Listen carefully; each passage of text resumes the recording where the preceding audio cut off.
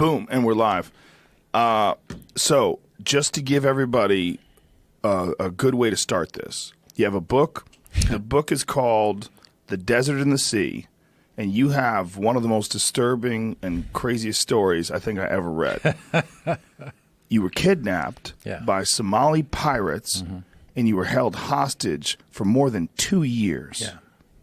What the fuck was that like? And what does it feel like to be a free man now after all that? Are you kidding? It feels great. In America, wandering around the valley. The valley, where I was born and raised, by the way. Were you? Yeah, this is the first time I've been back in the valley for a couple of years now.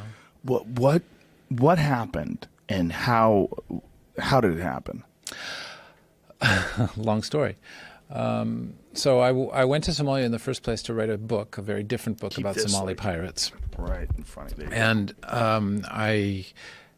so I'm a journalist. I was working in Berlin at the time, and I had followed the very long trial of 10 Somali pirates in Germany, in Hamburg, for about a year, all of 2011. And before that, I had already thought about going to Somalia because the pirate story was interesting in all sorts of ways that I thought other writers weren't getting to. And I had met another journalist, a documentary maker named Ashwin Rahman, who also wanted to go to Somalia for his own project. And so we talked about going for a long time. And by the end of 2011, in the middle of the trial, all our plans came together, and we wound up going in January of 2012. And we had about 10 days of good research. We both got pretty good material, and we were in a part of Somalia where other journalists had gone, so we weren't doing something that was totally off the map, you know. And on the 10th day, Ashwin flew off to Mogadishu, and I went with him to the airport. We saw him off, and it was on the way back from the airport that a truck was waiting for our car.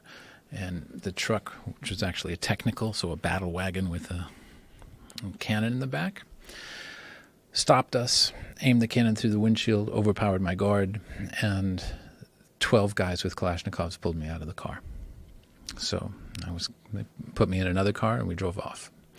So from that moment on, I was a captive. Jesus Christ. And so they were obviously trying to get some hostage money. Yeah. Ransom money. No, it was about money. And I think they were hoping for both of us, by the way. Ashwin feels very lucky that he didn't get captured. So they had planned this. Yeah, and they were probably waiting for our car earlier in the morning. It was just Ashwin's good luck that we took a different route to the airport. How much money were they asking for?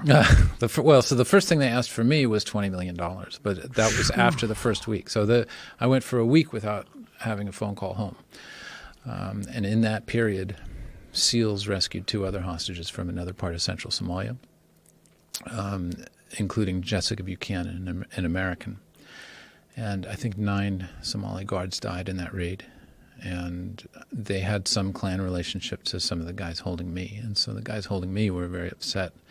And I think that's why they asked for $20 million and more importantly, held on to that demand for so long. They held on to it for almost a year. That specific number, they wouldn't budge. Yeah, exactly. And so they were in negotiations? Yeah, there were negotiations, but they were, phony negotiations in some sense because the Somalis weren't really negotiating.